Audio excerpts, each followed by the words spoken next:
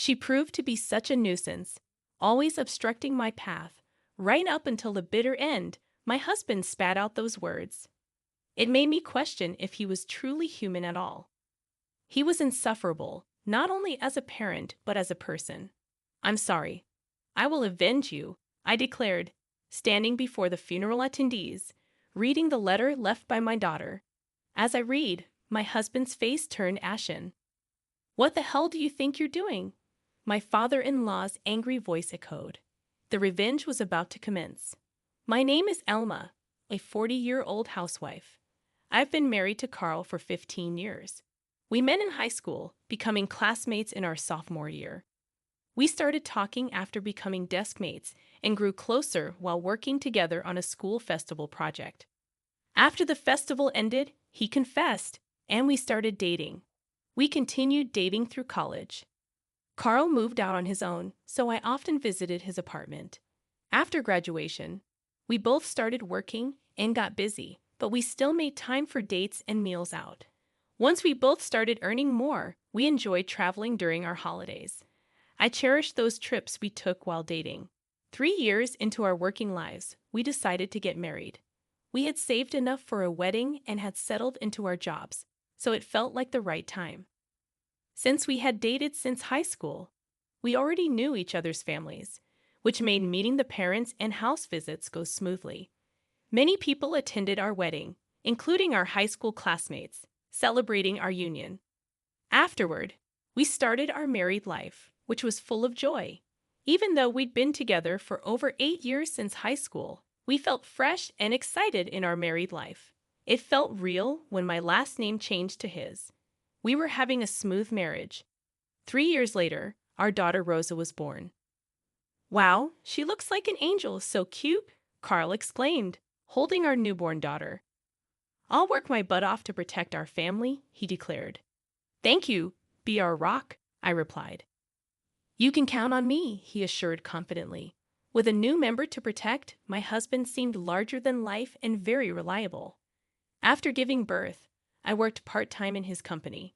The first reason was to have more time with our child. Raising her was incredibly joyful. Every little milestone, like crawling or walking, was a moment of excitement, and I took countless photos and videos, like any proud parent. When I told Carl, he'd say, "I wish I could have seen that," with a tinge of regret. We spent blissful days playing with our daughter on his days off. As Rosa grew, she became conversational. We loved taking her to different places and letting her have various experiences. We were excited about thinking of her future dreams and the path she would take. But everything changed when Rosa was in the 3rd grade. I was working part-time when suddenly I got a call from the hospital. Rosa had collapsed during class. In a state of panic, I hurried to the hospital. My husband left work early to join me, and together we listened to the doctor's solemn words. That's when the shocking truth hit us like a tidal wave. Our daughter had a rare disease. Depending on the treatment, she probably had about a year to live, the doctor explained. My mind went blank. My daughter was burdened with an incurable illness. All that awaited us was the use of medication to ease the symptoms, with no guarantee of halting the relentless progression of the disease. We were devastated, grappling with the harsh reality of why such a small child had to endure this cruel fate. As time passed, her condition worsened. 6 months later, walking became a challenge, and she could no longer attend school. Our days were consumed by hospital visits and lying in bed at home. Gradually, she became bedridden. I had to quit my part-time job to care for her full-time. It was a necessary sacrifice, as anything could happen while I was away. Supporting her became our top priority. Around this time, my husband's demeanor underwent a drastic change. He easily fell into bad moods, and the atmosphere at home grew tense. When I welcomed him home with dinner, he'd respond with irritation, questioning my choice of fish. His complaints about every little thing persisted. The house felt peaceful and calm when it was just my daughter and me, but anxiety crept in whenever he was around. His irritability escalated, and he started coming home late, citing overtime work. Strangely, I felt relief when he stayed out late. The mental exhaustion lifted. Yet I couldn't shake the loneliness. He had stopped caring about our daughter's well-being. When I implored him to talk to her more, he dismissed it, claiming fatigue and declaring that taking care of her during the day was enough. 2 years had passed since her diagnosis, and she continued to fight against her illness with unwavering spirit. Despite her strength, my husband refused to acknowledge her efforts. Instead, his overtime increased, and he started staying out overnight without a message to me. The days without him felt strangely comfortable, even when he was home. Our interactions were minimal, and he seemed to sense the tension, avoiding unnecessary conversations. Strangely, my daughter, in the midst of her struggle, noticed the growing distance between us. "Did you and Dad fall out?" she asked one day. "You hardly ever talk when you're together, right?" "Most of the time." I could hear voices, and it sounded like they were arguing. "I'm sorry. I didn't mean to worry you, but it's okay. We're not on bad terms, really. Yes, true, Dad's just really busy with work, so when he's home, he's resting. That's why I don't talk to him much so he can get some rest." I reassured our daughter. "Oh, I see," she responded, a little relieved but still seeming sad that her dad wasn't talking to her much. "Did Dad start to dislike me after I got sick?" she asked with a hint of worry. "That's not true at all. A parent can't hate their child. Like I said, he's just busy with work. Don't worry, he doesn't hate you, okay?" I comforted her. After putting our daughter to bed and leaving her room, I sighed. Why am I causing her to worry like this? She's in a life or death situation, and I'm troubling her with this.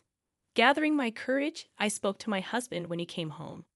"Hey, Rosa is feeling lonely. She's wondering if you started to dislike her after she got sick," I admitted. My husband, who had been listening reluctantly, seemed surprised that our daughter would say such a thing and finally looked at me. "Yes, she did. So please, even if it's just a little, talk to her. She's lived past the life expectancy she was given, so it wouldn't be strange if we lost her anytime. Let's make sure neither of you has any regrets, okay?" I pleaded. "I got it," he said begrudgingly and in a low voice. The next day, being Sunday, I deliberately created time for just my husband and daughter to be together. I went out to the store for a couple of hours. When I returned home, I asked him, "Did you get to talk to Rosa?" He replied, "Yeah, we talked about various things." I was glad if it was for our daughter's sake, but then my husband started to get ready to go out. "Are you going somewhere?" I inquired. "Yeah, I'm going out to eat with a friend. Why don't we all have dinner together as a family?" I suggested. "Ah, I've been invited, so I can't say no. I've done my part by talking to Rosa. It's time for you to let me go." Saying that, he left the house, leaving me puzzled. What does he mean by "let me go"? I felt like nothing had been resolved. Maybe my husband was just going through the motions out of obligation. At that moment, I decided to stop expecting anything from him. It was enough if I cherished our daughter. That's what I thought. I focused more on making conversation with her. Then, one day, my husband came home in a bad mood. "Hey, get dinner ready quickly," he demanded. I had stopped trying to say anything to my husband, so I prepared dinner, put it in front of him, and was about to go to our daughter's room when he stopped me. "Hey, pack a week's worth of clothes in the duffel bag. I've got a business trip. Make sure you pack all the essentials, like the razor too."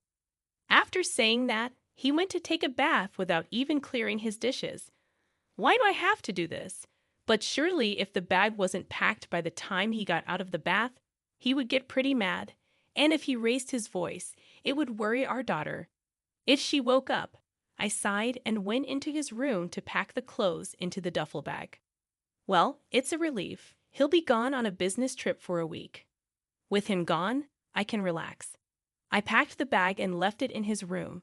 The next morning, my husband left without thanking me or saying anything. That annoyed me, but I decided to let myself do as I pleased. First, I called my parents to come and see our daughter. If my husband is away for a week, my folks can stay over without any worry. They seemed torn, happy to see their granddaughter, but saddened to see her bedridden. They were all smiles in front of her. But once she fell asleep, Their faces were filled with pain and loneliness. It really is unfair